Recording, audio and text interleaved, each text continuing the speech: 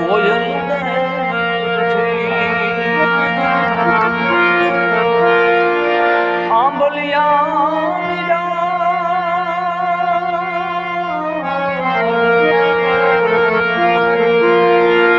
મારો મોરલિયા બેઠો રે ગઢને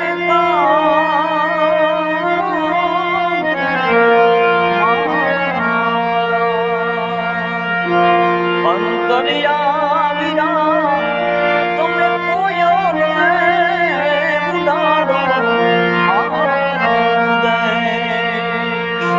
જય માતાજી દર્શક મિત્રો, તો આપણે ફાઇનલી પહોંચી ચૂક્યા છે સહદેવભાઈને વાડીએ. આ એનું ફાર્મ હાઉસ છે, કુતિયાણા તાલુકાનું જ આમંતપરા ગામ અને એની બાજુમાં આ વાડી વિસ્તાર છે. તો મિત્રો ખૂબ આનંદ પહેલાં તો એ વાતનો થયો કે આખું ફેમિલી છે જે અહીંનું એ બધું આમ ધાર્મિકતા ઉપર. સહદેવભાઈ ઘણી ઘણી આપણે વાત કરી, બહેન માતાજીની વિશે વાત કરી, તો બહુ આનંદ થયો. અને ધાર્મિકતા હોય ને ત્યાં માણસ ખેંચાઈને આવતો હોય.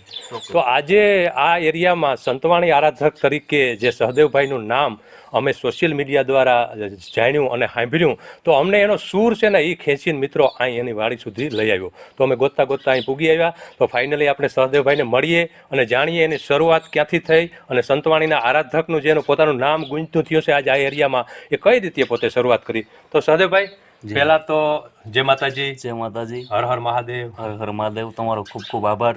તો તમારી જે આ સંતવાણીની આરાધકતા જે તમારા મગજ ઉપર જે તમને એવું ભાવ જાગ્યો શરૂઆતથી કે નાના હતા ત્યાંથી અમે સાંભળેલે કે આ વસ્તુ, તો ક્યાંથી શરૂઆત થઈ?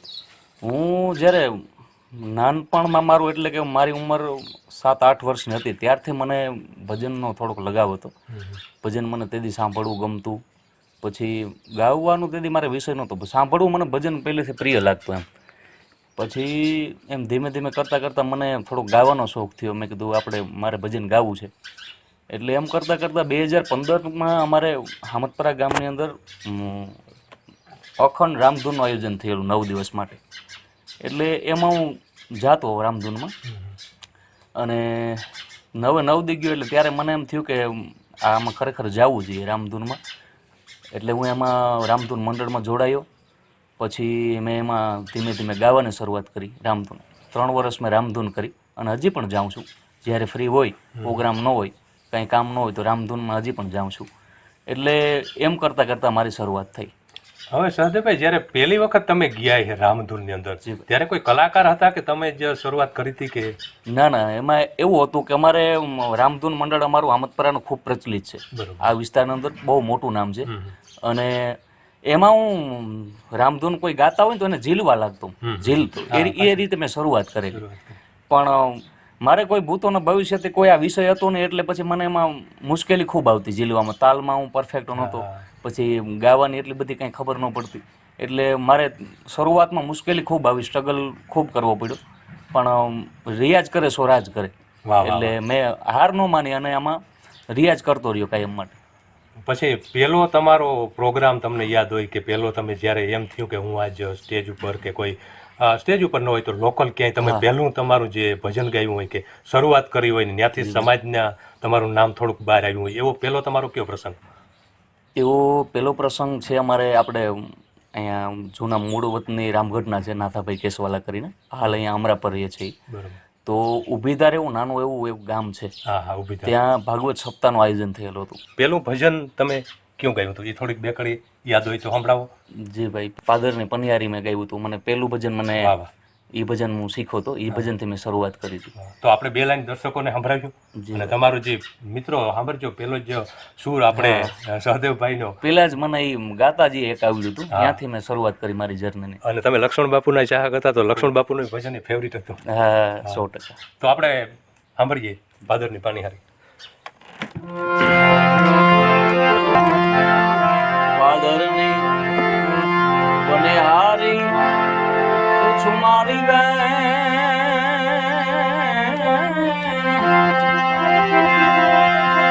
એ સંતવાઈ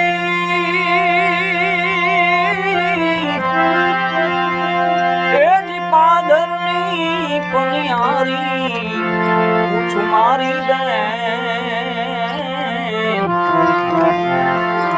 આવો માર્ગ તો એ બતાવો અંજાર શહેર ઓ જી ડાબો માર્ગ દ્વારિકામાં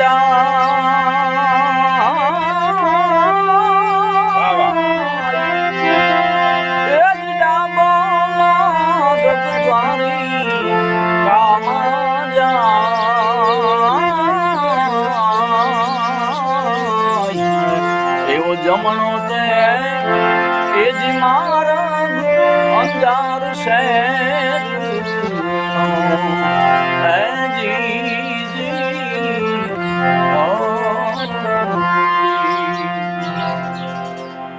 ખૂબ જ સુંદર, ખૂબ જ સુંદર. એમ થાય કે સ્ટેજ ઉપર જ અમે સાંભળીએ. અને ખૂબ જ સુંદર રજૂઆત સહદેવભાઈને પહેલાં જ ભજન થયા. અર્જુનભાઈ, પાદરની પાનીહારી આપણે હંમેશા લાઈવમાં ગાતા હોય, બહુ આનંદ આવે. તો હવે સહદેવભાઈ, આ ભજનના જે પ્રકાર હોય છે કે કયું ભજન ક્યારે બોલતા હોય ને કયા ભજનથી શરૂઆત થાય ને આ બધું આપણે તો એટલું ન હોય જ્ઞાન, પણ જે ભજનીક હોય ને અસલ જે સંતવાણી હોય કે ભાઈ આ ટાઈમે એના પ્રકાર કેટલા ભજનના? જો ભાઈ, વાણીના ટોટલ 4 પ્રકાર છે: પરા, પશ્યંતી, મધ્યમા અને વેખરી. વાહ. આ બધાનો એક અલગ સમય છે. અમુક જો ભજનનો આ ભજન જો હજારો વર્ષથી ગવાતું આવે, એટલે આમાં 2 મહાપુરુષો એવા થયા કે બર્લિન પૂજ્ય નારાયણ સ્વામી બાપુ અને કામદાસ બાપુ. આમાં એણે એક એવો શીલો પાડ્યો અને એવા એક રાગનું બંધારણ કર્યું કે જે પ્રોપર રાગમાં ગાઈ શકાય એને. અને સમય હંમેશા ભજનનો તો ઠીક છે, ભજનનો અમુક સમય હોય છે. ગંગા સતી પાનભાઈ જાડેજો એનો અમુક નિયમ હોય, પણ અમુક ભજન એવા છે કે એમાં રાગ પ્રધારિત છે, બરાબર? એટલે રાગનો સમય હોય. જે અમુક ભજન જે રાગમાં હોય એ રાગ અમુક સમય ગાવાનો હોય, અમુક સમયે ન ગવાય. એટલે જ્યારે સમય સાંજમાંથી ગણપતિ વંદના થાય ત્યારે યમન કલ્યાણ હોય, પછી એ રીતે બધા રાગનો એનો નિયમ છે કે ભાઈ 12 વાગ્યા પહેલાંના આ રાગ આ ગાવું, આ ભજન ગાવા, 12 વાગ્યા પછી 1-1.5 વાગ્યા સુધીનો સમયમાં આ ગાવું, પછી પરજ, એમ પ્યાલો, મોરલો, એ બધા આના પ્રકાર છે.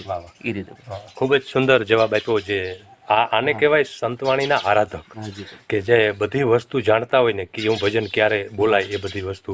અને હવે સહદેવભાઈ, આપણે આંગણે જ હમણાં ભાઈએ વાત કરી, માતાજીના બેસણા છે, મા ખોડિયારના કુળદેવીના બેસણા છે, તો તમારી દ્રષ્ટિએ ભેળીઓ તમે કઈ રીતે પ્રસ્તુત કરો અમારી દર્શકો માટે? જી ભાઈ, માલી તમે ભલે રે ઓડ્યો રે આવો રૂડો બેડીયો રે માતાજી, આઈ તમે ભલે રે ઓડ્યો રે આવો રૂડો બેડીયો રે અને માલી તારા બેડિયામાં એ જીવ ઉજડો યમારું આજ ભાવી રે ગળધરા વાડી એ ખાડી રે વાડી આય ભલે રે ઓડ્યો રે આઈ તે બેડી રે માતાજી. ખૂબ જ સુંદર રજૂઆત. આપણે લીન થઈ જઈએ સહદેવભાઈ માતાજીનું કે આવું કોઈ દાદાનું કે જે આરાધક હોય એને ખરેખર આ જે વસ્તુનું જ્ઞાન હોય એ જ જાણતા હોય. હવે વાત આવે કે સાંજ્યુના પ્રોગ્રામ વધારે હાલતા હોય, તો એ પ્રોગ્રામ અને ભજનનો કેટલો ડિફરન્સ છે સહદેવભાઈ અત્યારના યુગમાં? ઘણો બધો ડિફરન્સ છે. કારણ કે જે આ ભજન આરાધક એ એક એવી વસ્તુ છે કે જેની શરૂઆત ભજનથી થાય, ભજન સંતવાણીથી થાય, જેની શરૂઆત એ આર્ટિસ્ટ સાંજી છે, મણિયારો છે, કોઈ પણ કરી શકે, બરાબર? જેની શરૂઆત ભજનથી હોય. પણ જે કલાકાર ડાયરેક્ટ સાંજીથી શરૂઆત જેમની થઈ હોય, કે જે સાંજીને લોક ડાયરો કરતા હોય, એનાથી ભજન ન થઈ શકે. કારણ કે આની એક ધારા આખી અલગ છે. જેની શરૂઆત સંતવાણીમાંથી થઈ હોય તે કરી શકે, પણ જે સાંજીમાંથી જેણે શરૂઆત કરી એ ખરેખર ભજન એ ન કહી શકે. એટલે હજી હું સાંજી કરું છું, પણ મારો નિયમ છે ભાઈ કે હું બેઠક હાર્મોનિયમ ઉપર કરું સાંજી.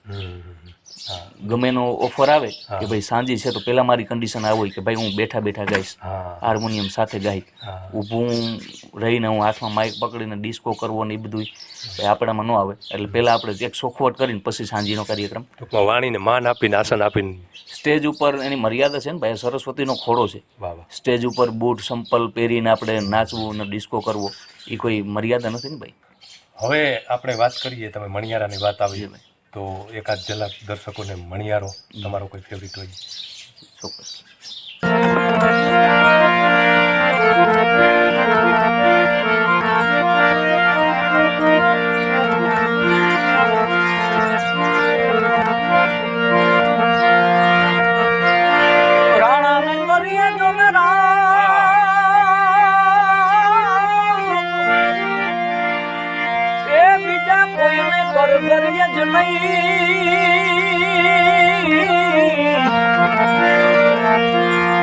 ભીડુમાં ભાંગણ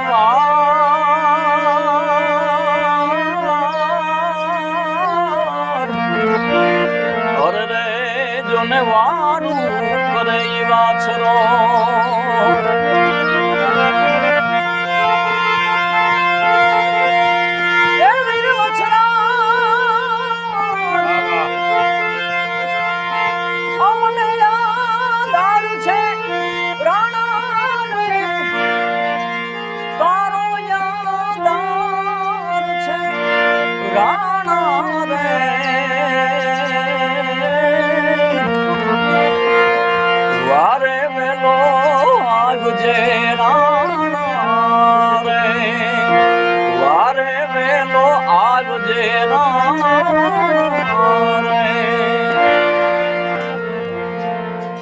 તમે જે ખૂબ જ ભાવના છે આ સમાજને તમારા પ્રત્યે, અને અમને તો ખાસ ગૌરવ છે કે કોઈ પણ ઉભરતો સિતારો હોય. અમારી ચેનલનો સહદેવભાઈ નિયમ જ છે, અમે હમણાં જ એક દીકરી, નાની એવી દીકરીને જે ભેડા પીપળિયા ગામ છે જેતપુર તાલુકો, ત્યાંથી અમે એ લોકો પાસે તમે વિડીયો જે બનાવ્યો અને આજે આપણો પ્રોગ્રેસમાં ખૂબ પ્રતિસાદ મળે. તો હંમેશા આવા સિતારાનો મિત્રો અમે આગળ વધારવા અને અમારી ચેનલનો નિયમ જ છે કે પ્રોત્સાહિત કરી અને આવા સિતારા જે બહાર સમાજમાં આવે અને કાંઈ ને કાંઈ સપોર્ટ મળે ને તો એક સારું કાર્ય છે આ સમાજ માટે. તો સહદેવભાઈ, હવે અમારી પસંદનું હું એક તમને 2-3 ભજનની જે ઓપ્શન આપું કે જેસલ તોરલનું ભજન છે, પછી અરસુક બાપુનું મોજું મળે, તો પછી રામદાસ ગોંડલિયાના છે ઘણા ભજનો, તો એમાંથી કોઈ એક એવું તમને લાગે એવું કે જેસલ તોરલનું ભજન એક સાંભળીએ, 2 કડી આપણે? જી ભાઈ, ચોક્કસ. તોરલ સમજાવે જાડે જાને શાન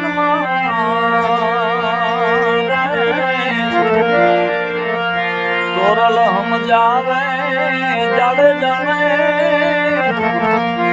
શાન અને સમજી જાવ એ તમે જૈસ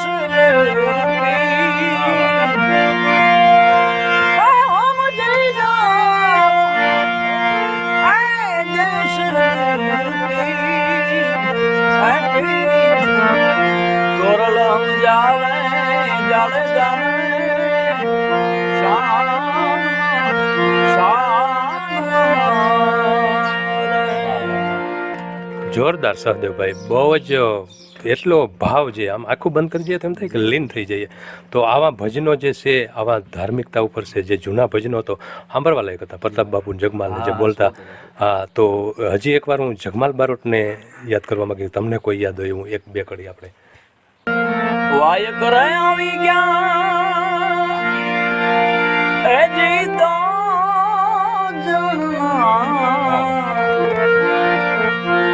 ત્રીજું એમાં ક્યાંથી જાને સમાય, ત્રીજું કેમ તો સમાય રે પંથ રે ગણો ને જાવું, પંથ રે ગણો ને જાવું હાવજ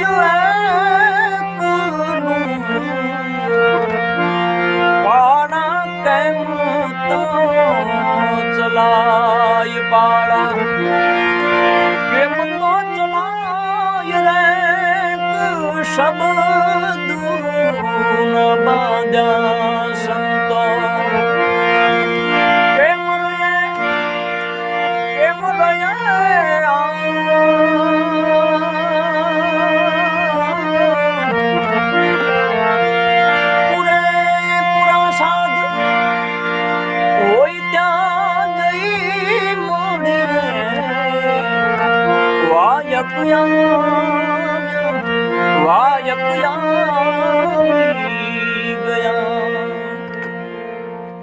આપણે છેલ્લે સમાપન કર્યા પહેલાં કટારી અમને તમારી મોંથી સાંભળવી. જી ભાઈ.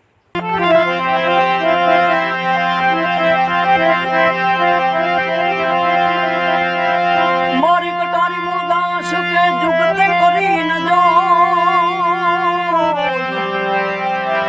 થોડા બતાવી કયા તળી મારા કાળજા જુગા પ્યાર કાળજ કાપી કરુણા કીધી કીધી મુझ પર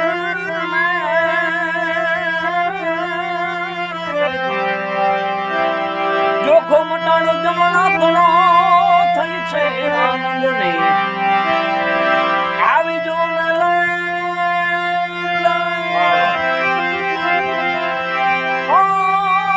મને થઈ છે આનંદ ને લીલા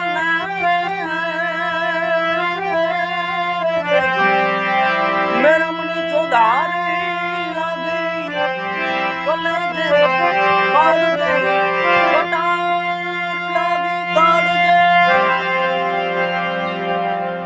ખૂબ જ સુંદર. તો તમારી પસંદનું એક લગ્ન ગીત સંભળાવી દો, પછી આપણે પ્રોગ્રામને સમાપ્ત કરશું. ચોક્કસ.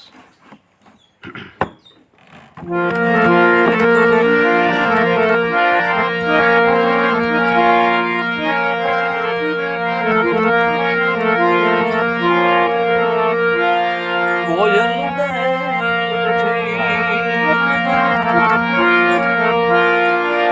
આંબલિયાની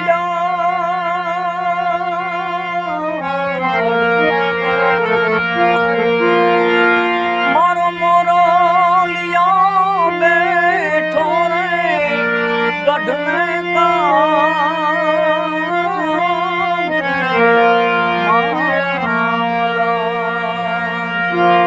અંતરિયા વિરા તમે કોયલ ને ઉડાડો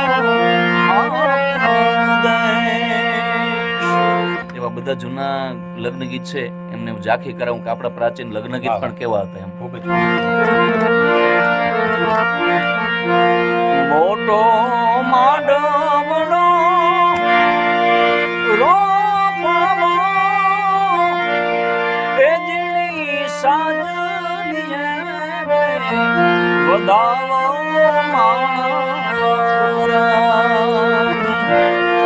માણેક સ્તંભ મોતી વધાવો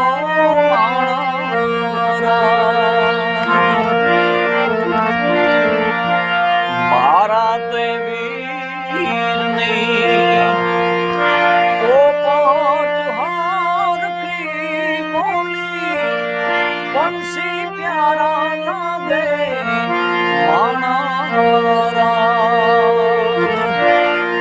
મારા દેવીને મામાએ એમ પૂછ્યું બાનજ કે મુજ મોડા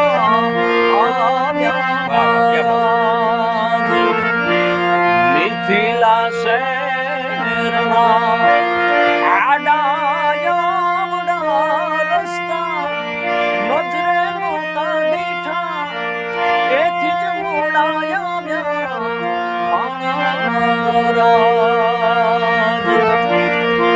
એવા કાળું પૂર્ણ રાજા એ પીયું તમે મોડા કે એવા કાળું પૂર્ણ રાજા એ પીયું તમે મોડા કે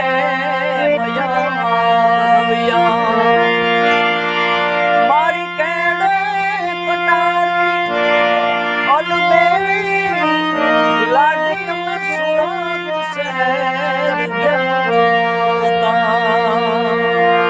સુરત શહેરના સોના લઈ રાણી તારે